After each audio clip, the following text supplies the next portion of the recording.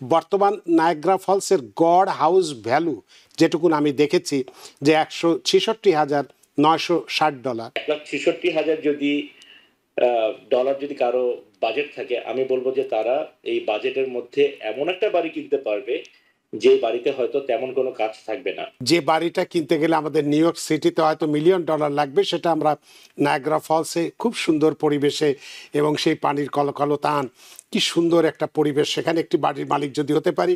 Last 1-1.5 বছর আগ থেকে এত ম্যাসিভ পরিবর্তন শুরু হয়েছে কি নায়াগ্রা সিটিতে, যে আপনি এখন অবাক হয়ে যাবেন যে কোনো কোনো ক্ষেত্রে আপনার মনে হবে যে বাফেলোর থেকেও বোধহয় নায়াগ্রা ফলস এলাকাটা অনেক বেশি সুন্দর।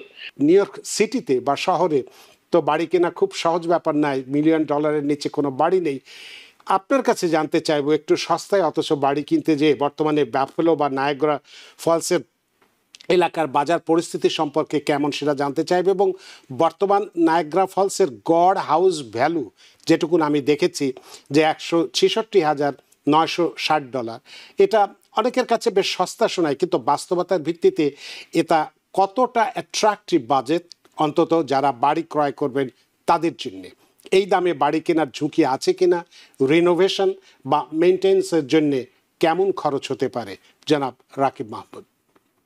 রানা ভাই, আমার মূল বক্তব্য শুরু করবার আগে আমি আপনাকে একটা প্রশংসা করতে চাই। কারণ হচ্ছে গিয়ে আপনি এত চমৎকার করে কথা বলেন, এবং আমি আপনার কথা থেকে বুঝতে পারছি আপনি যথেষ্ট পরিমাণে এই ব্যাপার নিয়ে পড়ালেখা করেছেন। এবং ইনশাল্লাহ আমরা চেষ্টা করব আজকে আপনার প্রশ্নের মাধ্যমে, এবং আমি যতটুকু জানি আমরা দুইজন মিলেই হয়তো সবাইকে পরিষ্কার করে দেওয়ার চেষ্টা করব, যেন তাদের একটা আমরা একটা বাড়ি কিনতে পারি, বাড়ি কেনা সম্ভব কি সম্ভব না।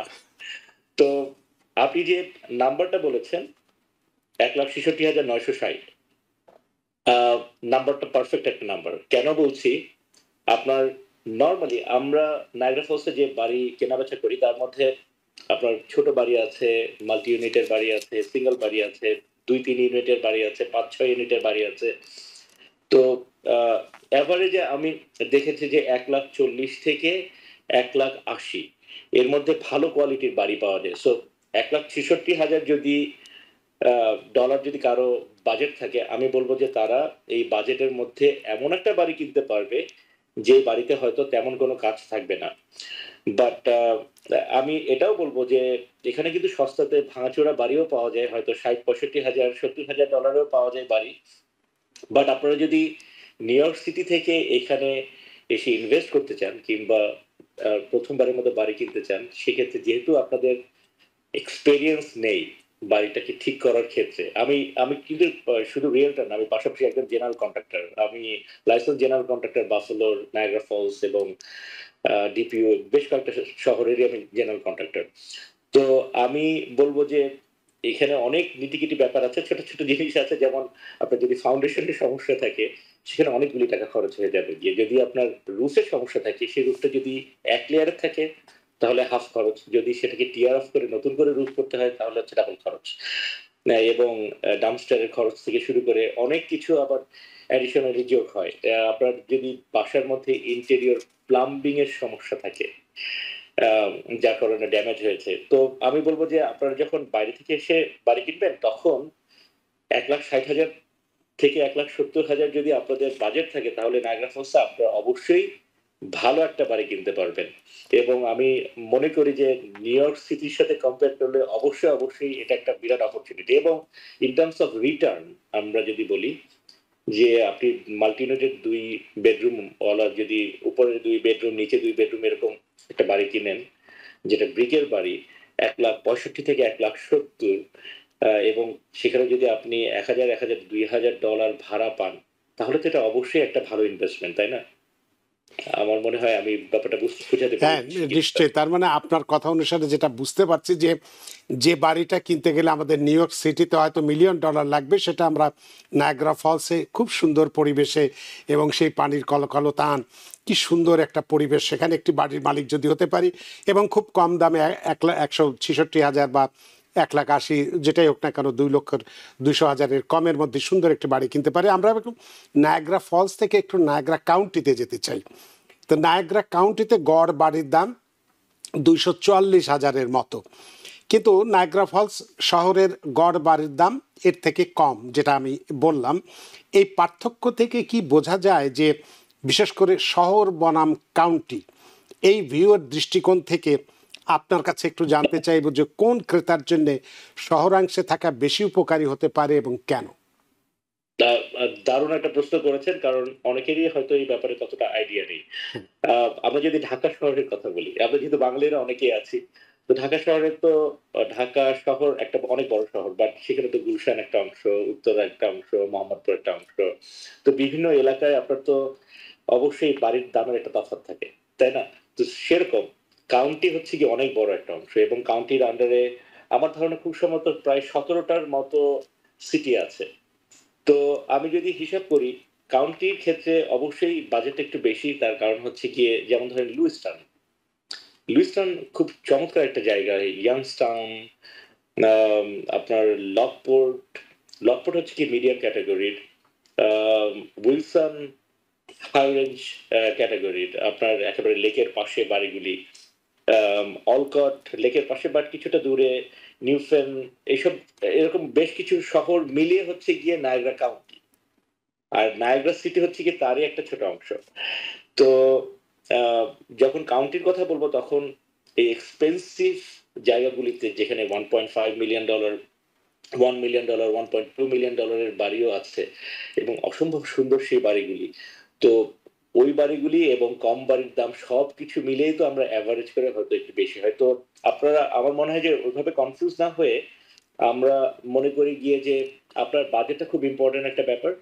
কারণ আপনার বাজেটের উপর বেস করেই আমরা রিয়েলটাররা সবসময় চেষ্টা করি যে আপনার বাজেট এবং আপনার রিকোয়ারমেন্ট কি, আপনি কি চান, আপনার বাচ্চারা ছোট না বড়, আপনার বাচ্চা কি ইউনিভার্সিটির কাছাকাছি পড়ার দরকার আছে, না আপনার নিজে পাশাপাশি কোনো একটা ব্যবসাও খুলবেন, সেই ব্যবসার কাছাকাছি আপনার থাকার দরকার আছে, সেই ব্যবসাটি কি একই বাসার নিচে আপনি ব্যবসা করবেন, ধরেন পিজা একটা মিক্স কমার্স, মিক্স একটা প্রপার্টি আমরা কিনলাম, যার নিচে হচ্ছে কি কমার্শিয়াল, উপরে রেসিডেন্সিয়াল, নিচে আপনি ব্যবসা করছেন, উপরে আপনি থাকছেন, এরকম অনেক ধরনের ফ্যাক্টর থাকে।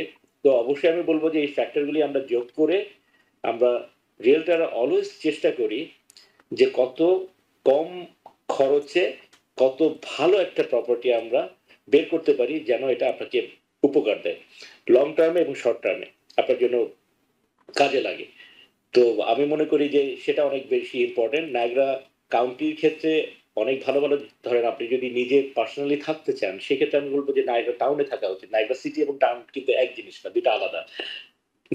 সেই জায়গাগুলিতে অনেক সুন্দর সুন্দর রেঞ্জ হাউস আছে, স্কুলগুলিও কাছে। লুইসটনে যদি যান, সেখানে স্কুলের কন্ডিশন অনেক ভালো, রেটিং অনেক ভালো। ইয়াংস্টাউন ওটা একেবারে অন্টারিও লেক আর নায়াগ্রা রিভারের একেবারে কর্নারটা, অনেক সুন্দর একটা জায়গা। আপনি সকালবেলা ঘুম থেকে উঠে যখন তাকাবেন নদীর দিকে, আপনার মনটা জুড়িয়ে যাবে। তো আহ, জায়গাগুলি অবশ্যই ইম্পর্টেন্ট ফ্যাক্টর, লোকেশনটা একটা ইম্পর্টেন্ট ফ্যাক্টর।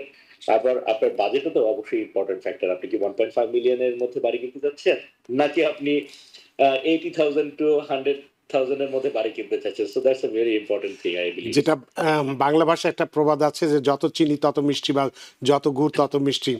যে নিউ ইয়র্ক সিটিতেই একটা বাড়ি, যেখানে যদি এই 1.5 মিলিয়ন বা 2 মিলিয়ন বাড়ি হলে আমরা একটা রাজকীয় প্রাসাদ মনে করি, যদি বাফেলের মতো জায়গায় 1.2 বা 1.5 মিলিয়নের বাড়ি হয়, তাহলে সেটা কি? সেটা এমনিতেই বোঝা যায় যে সেটা আসলে কত সুন্দর রানা একটা ভাই, জায়গা। আমি এতটুকু বলতে পারি যে 1.5 মিলিয়নের যে বাড়িটা আপনি এখানে পাবেন, সেই বাড়িটা নিউ ইয়র্ক সিটিতে কম করে হলো 4.5 থেকে $5 মিলিয়ন বাড়ি হবে, কোনো তা তো ডাউট নাই। অবশ্যই, সেটা হতেই হবে। তো আমরা তো নায়াগ্রা ফলস, নায়াগ্রা কাউন্টির কথা বললাম, আমরা একটু এই বাফেলোর যে ধরেন লিটল ইটালি, সাউথ এন্ড, এই বিষয়ে একটু আপনার কাছে একটু প্রশ্ন করতে চাই। যদিও আপনি অনেকগুলো এলাকার কথা বলেছেন, তো নায়াগ্রা ফলসের এই নেইবারহুডগুলোর মধ্যে যেটা লিটল ইটালি এবং সাউথ এন্ড, বেশ সাশ্রয়ী একটা এলাকা। এই দুটো এলাকায় কেন দাম এত তুলনামূলক কম? পাশাপাশি যদি এই এলাকায় ক্রেতাদের জন্য সম্ভাব্য চ্যালেঞ্জগুলো কি আছে, যেহেতু কম সেহেতু চ্যালেঞ্জগুলো কি রয়েছে, বিশেষ করে সেফটি, অবকাঠামো, স্কুল, যানবাহন ইত্যাদি? আমি আমার একটা পার্সোনাল এক্সপিরিয়েন্স থেকে বলি। আমি 2021-এ যখন নায়াগ্রা সিটিতে আসতাম, তখন দেখতাম গিয়ে যে রাস্তার পাশে আহ, বিভিন্ন প্যাকেট পড়ে আছে গিয়ে, খুব একটা পরিষ্কার না, সাইড ভাঙা, গাছপালা ঠিক মতো কাটা হয় না, গ্রাস কাটা হয় না। লাস্ট ১-১.৫ বছর আগ থেকে এত ম্যাসিভ পরিবর্তন শুরু হয়েছে কি নায়াগ্রা সিটিতে, যে আপনি এখন অবাক হয়ে যাবেন যে কোন কোন ক্ষেত্রে আপনার মনে হবে যে বাফেলোর থেকেও বোধহয় নায়াগ্রা ফলস এলাকাটা অনেক বেশি সুন্দর, অনেক বেশি পরিষ্কার। রাস্তার মধ্যে মার্ক করা আছে গিয়ে, ইটস রিয়েলি বিউটিফুল। তো এই যে পরিবর্তনটা কেন হচ্ছে এবং কারা করছে? কেন হচ্ছে তার কারণ হচ্ছে গিয়ে আমেরিকান গভর্নমেন্ট বা নিউ ইয়র্ক সিস্টেম গভর্নেন্স যারা আছেন তারা চিন্তা করছে যে নায়াগ্রা ফলস যেভাবে পিছিয়ে ছিল সেখান থেকে তাকে এগিয়ে নিয়ে আসা দরকার। এবং আপনারা জানেন যে $10 মিলিয়ন একটা অবজারভেশন টাওয়ার তৈরি হবে, কারণ আমাদের ক্যানাডিয়ান সাইডে যদি আমরা তাকাই সেখানে কিন্তু খুব সুন্দর একটা অবজারভেশন টাওয়ার আছে, বাট আমাদের আমেরিকান সাইডে নেই। সাইটে তো নাই। সেরকম একটা জিনিস তৈরি হবে। তো একটা জিনিস শুধু তৈরি হয় তো না, হওয়ার পাশাপাশি আমরা আহ, আপনার কথা শুনতে পাচ্ছি না, বোধহয় একটু আপনার নেটওয়ার্কে বোধহয় সমস্যা হয়েছে। তো সুপ্রিয় দর্শক, আমরা একজন দর্শকও টেলিফোনে আছেন। আহ, রাকিব মাহমুদ, আপনাকে আবার পেয়েছি। একটু সমস্যা হয়েছিল বোধহয় আপনার। তো আপনার যে কথাটা, সরি জি ফর দ্যাট। জি তো আমি বলবো যে এই যে পরিবর্তনগুলি কেন হচ্ছে, কারণ সিটি চিন্তা করছে যে এই নায়াগ্রা সিটিকে ডেভেলপ করা উচিত। তো তারা একটা খুব বুদ্ধিমানের মতো কাজ করেছে। তারা বলেছে যে ১ নম্বর রোড থেকে ১৮ নম্বর রোড পর্যন্ত, স্ট্রিট পর্যন্ত এটাকে এয়ারবেনবি জোনে পরিবর্তন করা। তো এয়ারবেনবি জোনে যখনই তারা এটাকে ডিক্লেয়ার করেছে, সাথে সাথে বিভিন্ন ইনভেস্টররা বিভিন্ন জায়গা থেকে এসে কিন্তু এখানে বাড়ি কেনা শুরু করেছে। এবং শুধু বাড়ি যখন কিনছে তারা তাই না, পাশাপাশি তারা একজন লাইসেন্স প্রপার্টি ম্যানেজমেন্ট মাধ্যমে কিংবা তারা নিজেরা এসেই দেখা যাচ্ছে সেই বাড়িগুলিকে ইমপ্রুভ করার চেষ্টা করছে। সো ১ থেকে ১৮ নম্বর স্ট্রিট পর্যন্ত হচ্ছে গিয়ে এয়ারবিএনবি জোন। আপনি যে আহ, জায়গাটার কথা বলেছেন লিটল ইটালি এবং হুম হুম সাউথ এন্ড, আমি অবাক হয়ে যাচ্ছি যে আপনি যে অনেক বেশি ওয়ার্ক করেছেন এই ব্যাপারে জানার জন্য। ট্রু যে এই পার্টিকুলার জায়গাটা হচ্ছে কি আপনার ১৮-১৯ থেকে শুরু করে ধরেন ৩০ থেকে ৩৫ স্ট্রিট পর্যন্ত এই মাঝামাঝি জায়গাটা, এবং মাঝামাঝি আপনার দুইটা মেজর স্ট্রিট আছে, যেটা হচ্ছে গিয়ে Niagara Falls Boulevard, Pine Avenue, এর দুই পাশে হচ্ছে গিয়ে আপনার লিটল ইটালি, আর নায়াগ্রা ফলস বুলেভার্ড এবং বাফেলো এভিনিউ এর মাঝখানে হচ্ছে গিয়ে আপনার সাউথ এন্ড। তো এই দুইটা অংশের যে বাড়িগুলি আছে, বাড়িগুলি কিছুটা পুরনো, এবং এখানে আহ, দেখা যায় যে ভাড়াটিয়ারা মিডিয়াম ইনকামের, অথবা তারা হয়তো ছোট ছোট কাজ করে। তো যেই কারণে দেখা যায় যে এখানের ডিমান্ডটা কিছুটা কম। আপনি যদি ৬০, ৭০, ৮০ এই স্ট্রিট গুলিতে যান, সেখানে বাড়িগুলি কিন্তু কম্পারেটিভলি বেটার। সেখানে যারা বাড়ি কেনে তারা নিজেরা থাকে। তো এয়ারবিএনবি জোনের পরে নেক্সট যে জোনটা আসতেছে সেই জোনের মধ্যে হচ্ছে কি আপনি ভাড়াটিয়া রাখছেন। তো ভাড়াটিয়ারা তো অতটা মেনটেন করে না বাড়ি ঘর, তো সেই কারণে একটু সেভি ওই অংশটা। বাট আমি বলবো গিয়ে যে গ্র্যাজুয়ালি নায়াগ্রা সিটি একটার পর একটা বাড়ি ধরছে।